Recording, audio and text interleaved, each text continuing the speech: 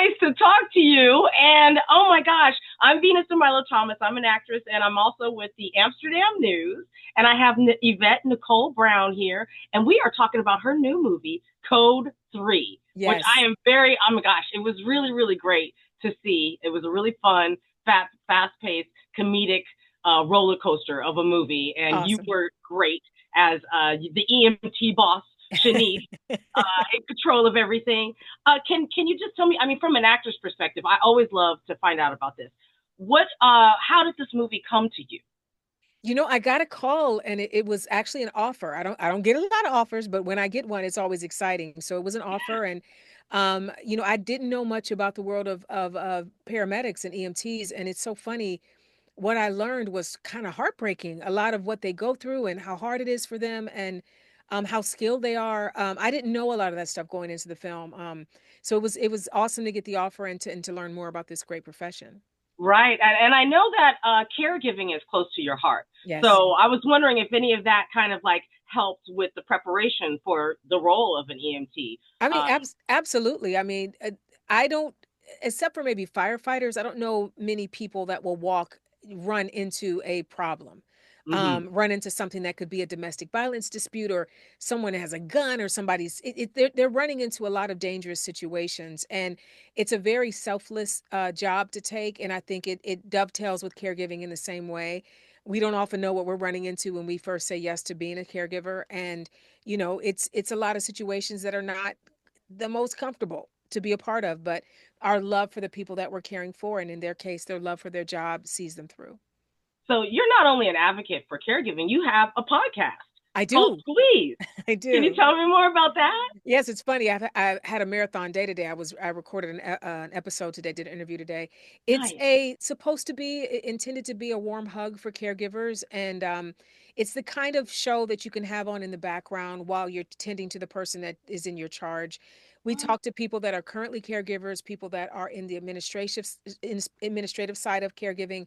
We talk about policymakers, and we talk to policymakers and politicians about what can be done to make things better for caregivers. And we always say that this show is for me, you, or future you, because the truth is, by the end of our lives, everyone will either be a caregiver or a caregivee. None of us escape it. So it's important to know as much as we can about it. And it's called Squeezed, and it's Yeah. available wherever you can get a podcast. Oh, that's so amazing. I Mhm. love that you are, gosh, so prolific in that area, and giving a voice to that because that's not something you hear very often, Yeah, and how important it is to families. absolutely. Um, I know that you were just on The Masked Singer, and that was just so amazing.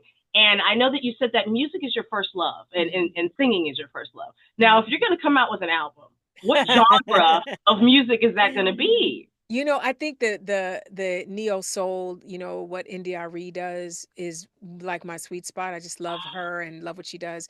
I don't think I would ever put out an album. I'm at the age now where it's been so long since I dreamed of being a singer.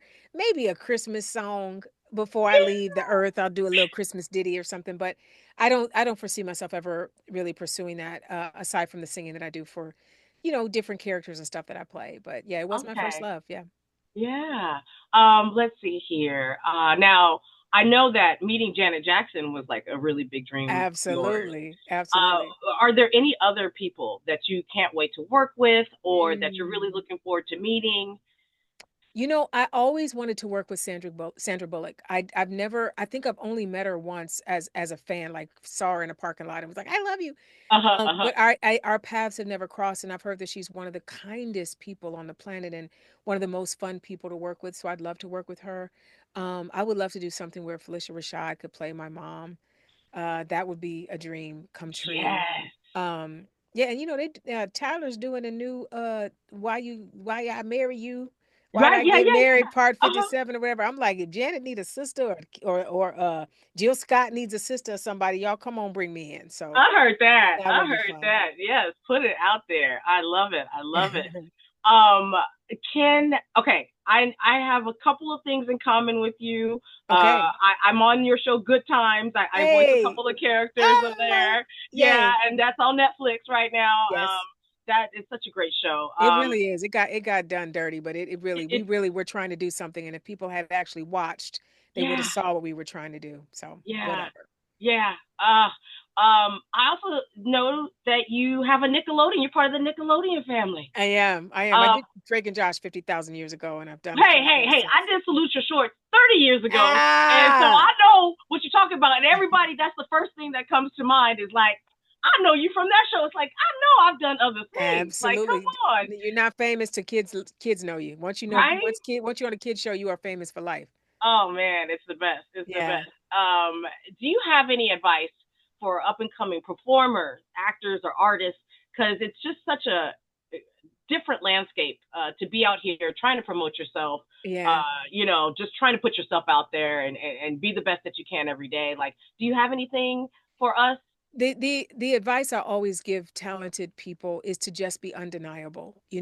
This is Mm, a business where everyone will get a shot if they stay in. What happens is we have these big dreams, we get in and we chase them, and when they don't happen when we expect them to, or they don't happen in the way we expect them to, we take our ball and go home. And often we take our ball and go home too soon. Now, don't end up sleeping in a box under a bridge because you're chasing it. You got to make sure you have other lanes that you can switch to when it gets tight, because it's always going to get tight.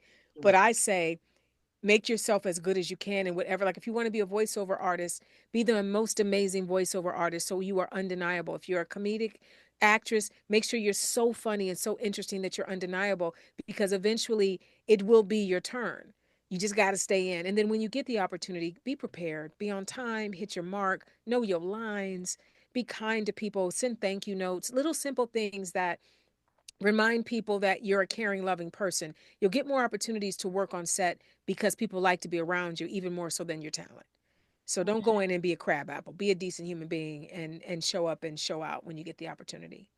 Now, thank you so much. That was Mhm. so beautiful. Yeah. I'm gonna have to encapsulate that and play that for myself in the morning every time it gets rough, because It's gonna that's get what we rough need though. to That's the hear. thing. We forget that it's Yeah, gonna get rough. We think it's gonna be sunshine and roses. It's not. Everybody that's no longer on television who had a series, and then the series ended. Like it's we're gonna shows get canceled. You're gonna be rejected. It's part of it. Prepare for it.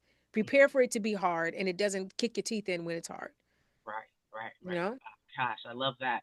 And I'm hearing about Community, the Yes. movie.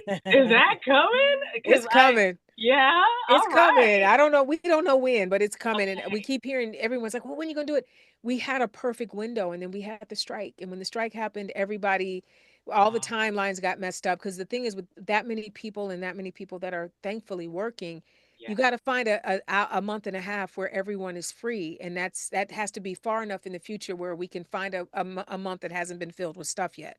right, So once right. we get another month that we know we all are free, then we can get back on track. So it's just finding that time where everybody has a window again. But we're going to do it. We all want to do it. Do you have a favorite? Like, I know you're doing a lot of voiceover. Yeah. Now you got movies. Now Yeah. you got the TV. Is there a favorite for you or? I love voiceover. I Yeah, love voiceover because I could wear my pajamas. I heard that. Yes, There yes, ain't yes, nothing like going to work in your pajamas. yes, yes. I have decency, so I'll put a shirt on. I'm not crazy, but Right, right. have a proper shirt on. But when I tell you it's pajama bottoms at the bottom, it's really great. And it's the closest thing to playing make believe. As a kid, Hmm. I want to be a teacher. I want to be a nurse. Like whatever you dreamed of as a kid, you played make believe, and voiceover is the closest to that you're going to get. So that's my favorite.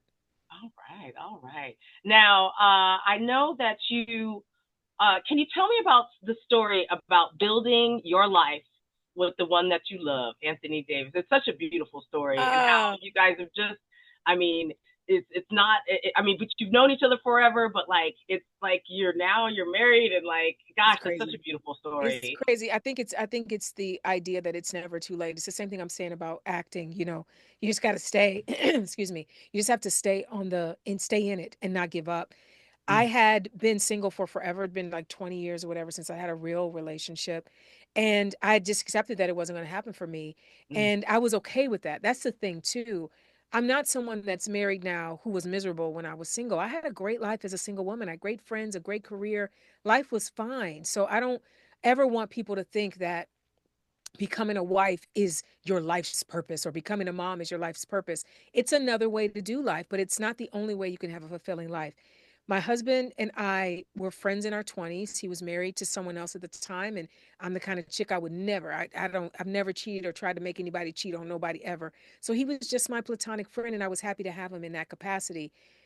25 years goes by. He ends up getting divorced. His mother passed, my mother passed, and he realized how painful that loss was. And he just reached out as my friend to say, "Hey, heard you lost your mom. How you doing?"